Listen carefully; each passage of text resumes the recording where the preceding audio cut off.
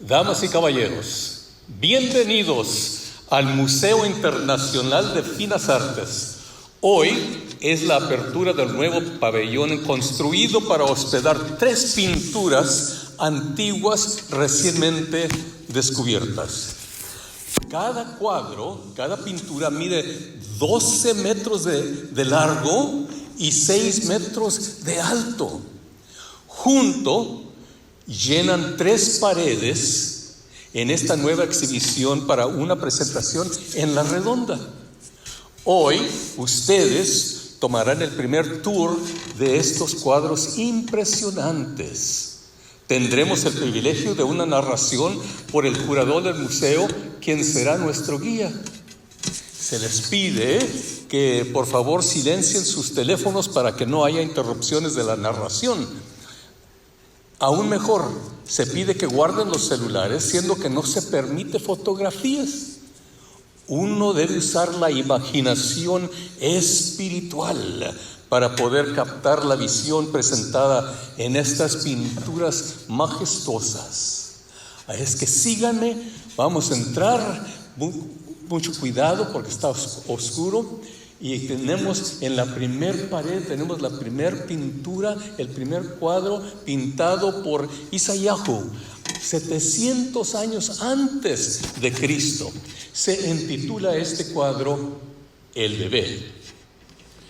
Este primer cuadro empieza muy oscuro, pero al fijar la mirada en la oscuridad, podemos ver que hay gente caminando. En el fondo, detrás de ellos, se ve que van pasando un pueblo pequeño llamado Belén. Y preguntamos, ¿por qué caminan en oscuridad? ¿Y cuánto tiempo tienen ya caminando así, casi a ciegas?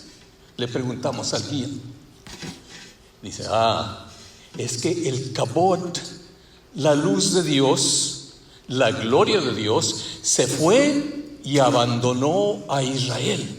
Hace 400 años que no hay profeta, no hay voz de Dios en Israel. Pero ahora, en la plenitud del tiempo, han visto una estrella brillante. El pueblo que andaba en tinieblas vio gran luz.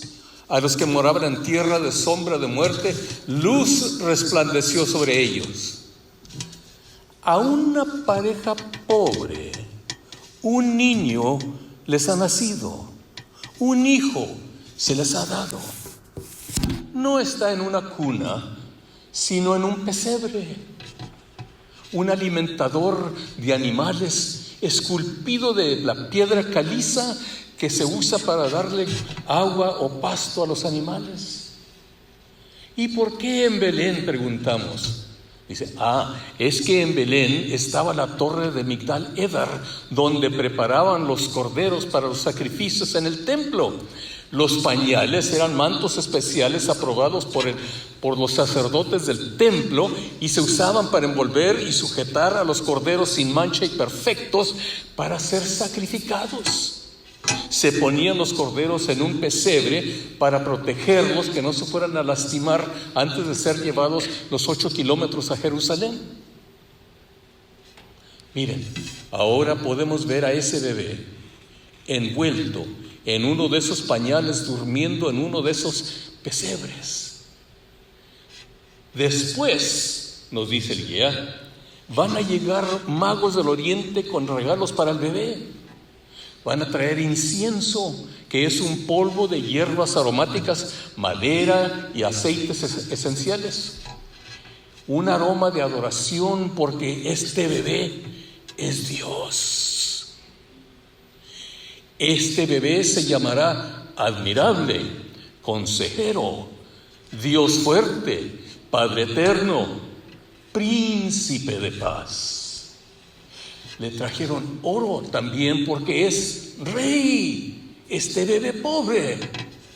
Y lo dilatado de su imperio y la paz no tendrá límites sobre el trono de David y sobre su reino. Porque ante el nombre de este bebé Jesús, se dobla toda rodilla en el cielo y en la tierra y debajo de la tierra, y toda lengua confesará que Jesucristo es el Señor, para gloria de Dios Padre. Le van a traer mirra, que es un aceite para embalsamar, porque su destino es la muerte. La mirra es una goma de resina aromática para cubrir el heder del oxiso, el corpus delicti. Y en este bebé hemos sido justificados por su sangre, la sangre de ese bebé. Con cuánta más razón por medio de él seremos salvados del castigo de Dios. En ese bebé tendremos la redención mediante su sangre, la sangre de ese bebé, el perdón de nuestros pecados conforme a las riquezas de la gracia. Pero en la oscuridad pasa la chusma en su prisa para llegar a Jerusalén sin darse cuenta del tesoro celestial que hay al lado del camino. Se va disminuyendo la luz, la iluminación, y es la señal para que me sigan. Vamos al siguiente cuadro, vamos a dar la vuelta, síganme con mucho cuidado.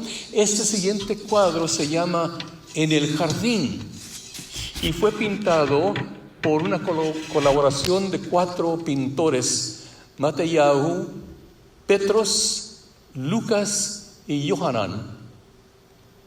Empieza también con colores oscuros. En una cena rodeado de sus amigos, el bebé, ahora ya un hombre hecho y derecho, se ve que tuvieron un tiempo muy divertido celebrando la Pascua. Hay muchas charolas de comida en la mesa, pero ya vacías. Todos tienen 4 vasos de vino. Se ve que han tomado 3. Ya solo les queda el 4.º vaso. Este último vaso está aún lleno de vino, pero parece que no se terminó la cena. Le preguntamos al guía, ¿qué pasó? Dice, es que ese Señor Jesús suspendió la cena para terminarla con su gente en una ocasión futura, en el futuro. Pero ahora aquí lo vemos, aquí en el jardín. Con solo la luz de la luna lo podemos ver una figura solitaria, postrado, solo, orando, gimiendo con todo el alma. Se ve que está sufriendo, llorando, agonizando tan fuertemente que se le han reventado las venas y le han causado hematohidrosis, que es una enfermedad precipitada por el estrés, por un esfuerzo extraordinario. Los síntomas son sudor sangriento, lágrimas sangrientas, nariz y oídos que resuman o supuran sangre. Y está orando con tanto fervor que lágrimas y sudor mezclados con sangre se derraman lentamente por su rostro. Se ve deshidratado, mírenlo, pero sigue rogando, gimiendo. Entre sollozos se le escapa un grito: ¡no quiero tomar esa copa! ¡No! ¡Esa copa no! Preguntamos al guía, ¿pero qué es esa copa tan escalofriante, tan horrorosa como para causar esta reacción física? Nos dice el guía, es la copa de la ira de Dios, que exige propiciación por el pecado del mundo y por rechazar a su Hijo y la salvación ofrecida. La copa de la ira de Dios en realidad son los juicios de Dios sobre la tierra, sobre los impenitentes, renuentes a las buenas nuevas de salvación. Es la ira sobre el diablo y los espíritus inmundos, sobre el infierno y sobre la misma muerte. Esa copa de ira se derramará sobre la tierra, lo cual produce una llaga dolorosa y maligna sobre los hombres que tengan la marca de la bestia y los que adoren la imagen. La copa de la ira de Dios se derramará sobre el mar y se convierte en sangre como de muerto, y morirá todo ser viviente que está en el mar. La copa de la ira de Dios se derramará sobre los ríos y sobre las fuentes de las aguas y se convertirá en sangre. La copa de la ira de Dios se va a derramar sobre el sol para quemar a los hombres con fuego. Los hombres quemados con el intenso calor blasfemarán el nombre de Dios, porque Él tiene autoridad sobre estas plagas. La copa de la ira de Dios que está pidiendo no tomarse se va a derramar sobre el trono de la bestia y su reino será convertido en tinieblas. Se morderán las lenguas de dolor y blasfemarán al Dios del cielo por sus dolores y sus llagas. La copa que se derrama sobre el mar, y el mar entregará a los muertos que están en él, y la muerte y el Hades entregarán los muertos que están en ellos y serán juzgados. Cada uno será juzgado según sus obras. Y la muerte y el Hades serán lanzados al lago de fuego. Esta es la muerte segunda, el lago de fuego. Y el que no esté inscrito en el libro de la vida será lanzado al lago de fuego. En el infierno no hay aire, porque Dios es el aliento que da vida. En el infierno no hay paz, porque Jesús es el príncipe de paz. En el infierno no hay consuelo, porque Él es el gran consolador.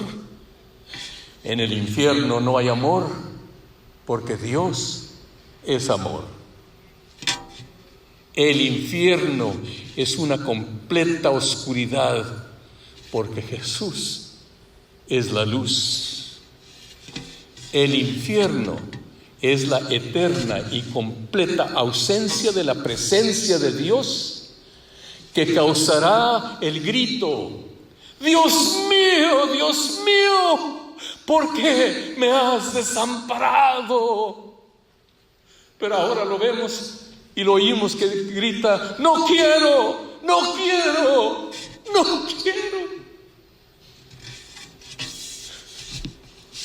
Pero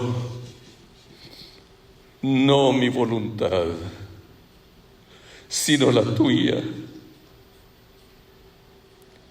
Se rinde, se entrega a la tarea que el Padre le ha dado. Ha pasado la hora de la batalla de las edades, donde el destino del mundo y toda la humanidad estaba en juego. Ya no hay regreso. Se levanta con determinación en su rostro, resuelto a la voluntad del Padre. Toma la carga y se levanta. Y aunque solo, recuenta lo que escribió el profeta Isaías: porque Jehová el Señor me ayudará, por tanto no me avergoncé. Por eso puse mi rostro como un pedernal. Adelante. Camina unos pasos firmes y le dice a la chusma, a la iglesia primitiva: ¿no pudieron velar conmigo una hora? Se está disminuyendo la iluminación, la luz. Es la señal para movernos. Síganme. Vamos a dar la vuelta al tercer cuadro, que se intitula El hombre. Este también pintado por Isayahu. Pero entramos, damos la vuelta a este cuarto que empieza la iluminación, la luz. ¡Ay, pero qué es lo que vemos! ¡Qué asqueroso! ¡No! ¡Qué feo! ¡Qué horrible! Parece que destriparon un cordero y arrojaron las entrañas contra la pared. Eso no es arte. ¡Qué horrible! Están llorando, unos queremos vomitar. ¡Qué horrores! ¡Qué terrible! No podemos ver. Nos dice el guía: tranquilos, tranquilos. Fijen la vista, fijen la mirada.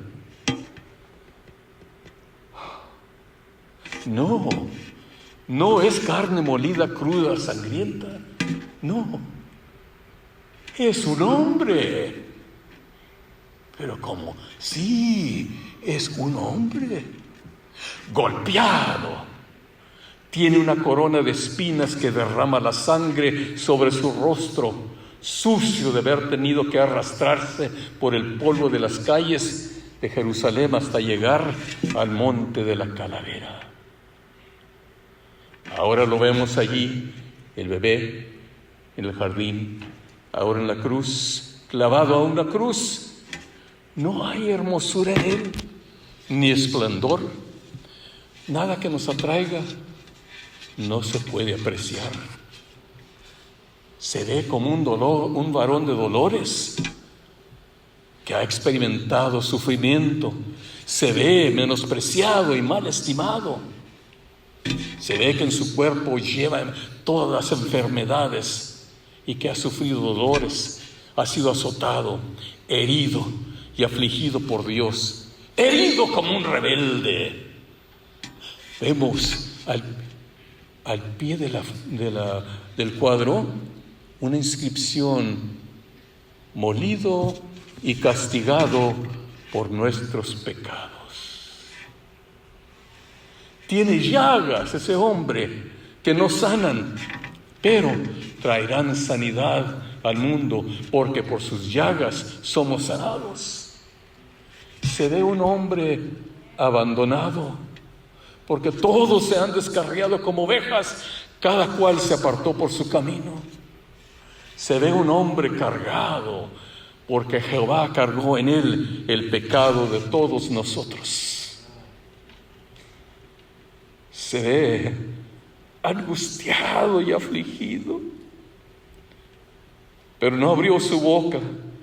Como un cordero fue llevado al matadero, como una oveja delante de sus trasquiladores, enmudeció, no abrió su boca. Sufrió violencia, se ve. Se le negó un juicio justo. Fue juzgado de noche antes del día de la Pascua. Como rebelde fue herido, aunque nunca hizo maldad ni hubo engaño en su boca.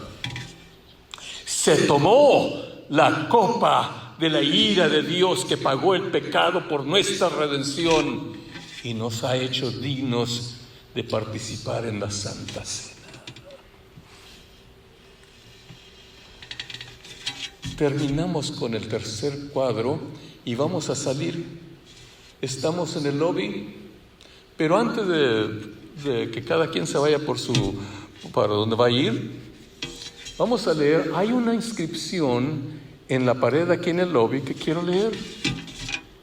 Es un ensayo por un joven, Joshua Harris, que fue en la edición de primavera en la revista New Attitude de 1995, y se intitula este ensayo El Cuarto. Permítame darle lectura.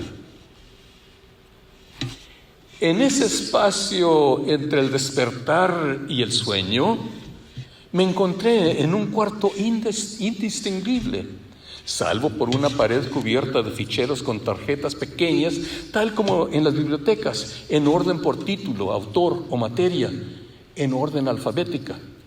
Pero estos ficheros, del piso hasta el cielo y aparentemente sin fin en dirección opuestas, tienen encabezados diferentes.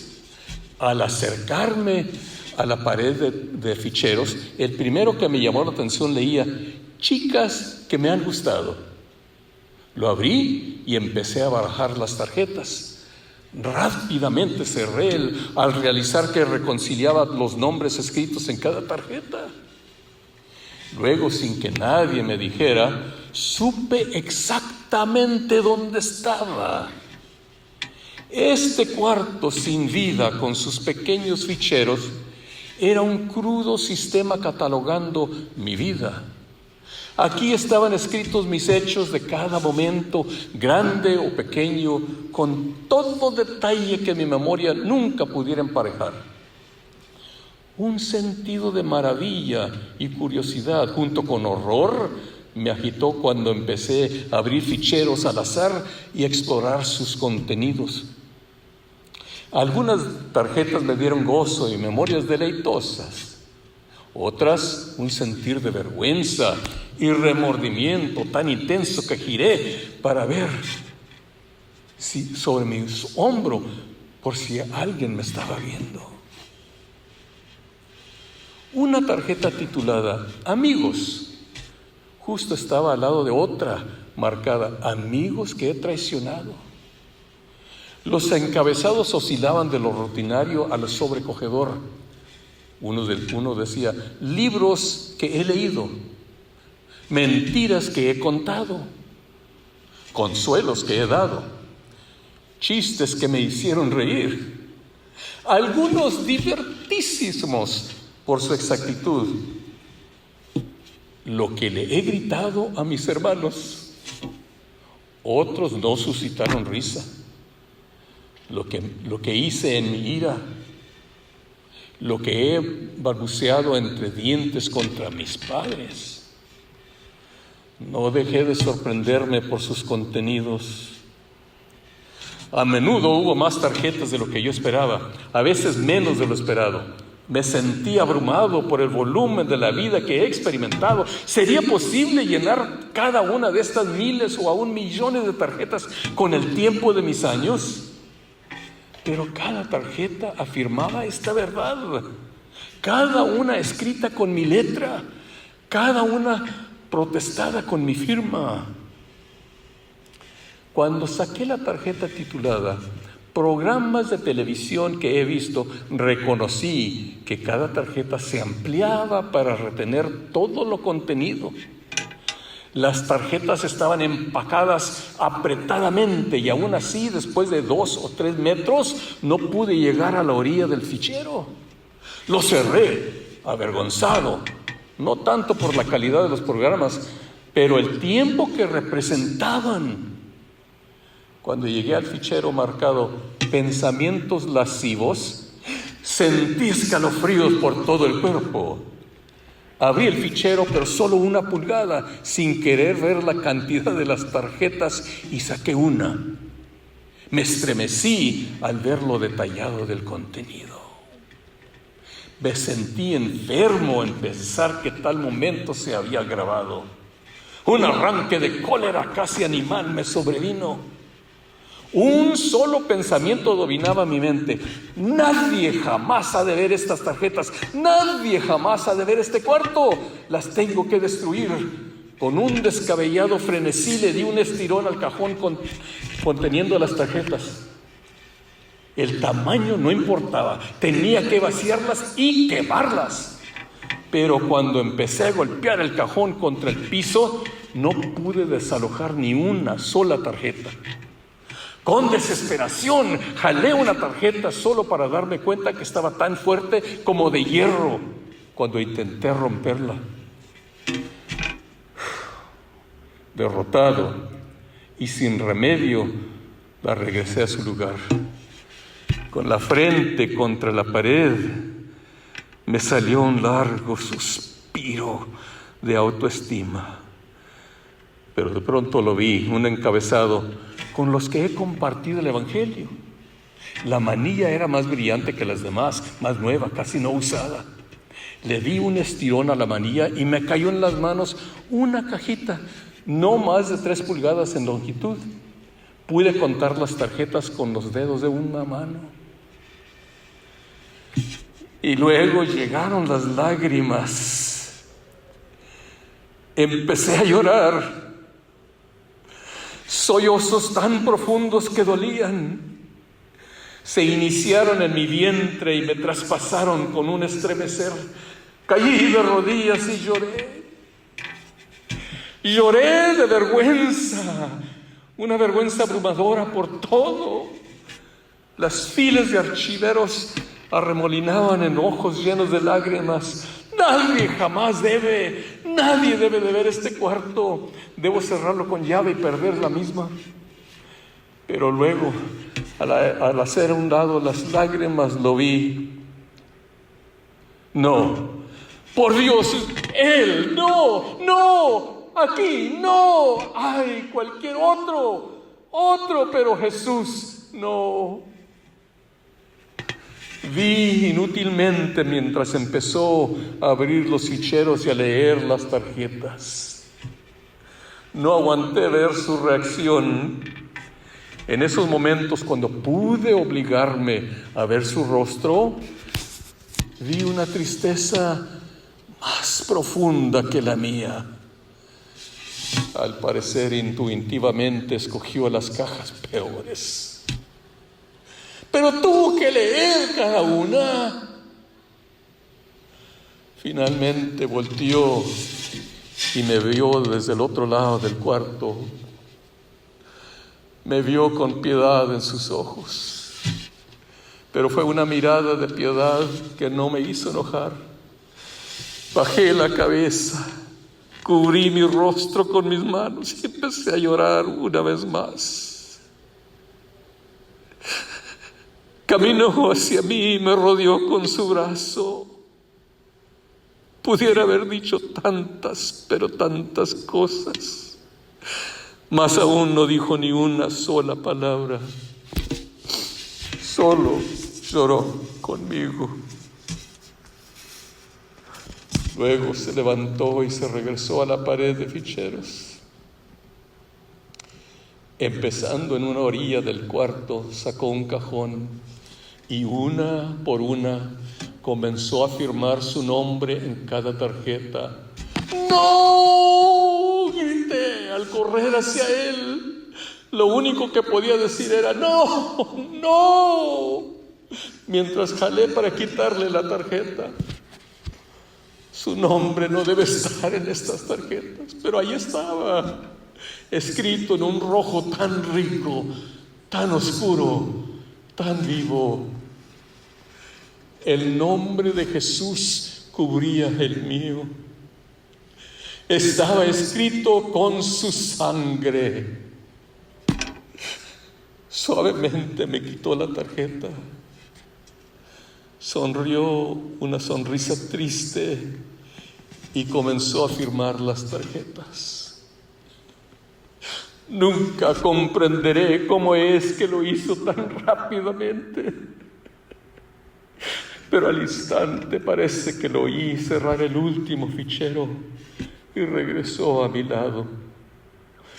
Puso su mano en mi hombro y dijo: consumado es.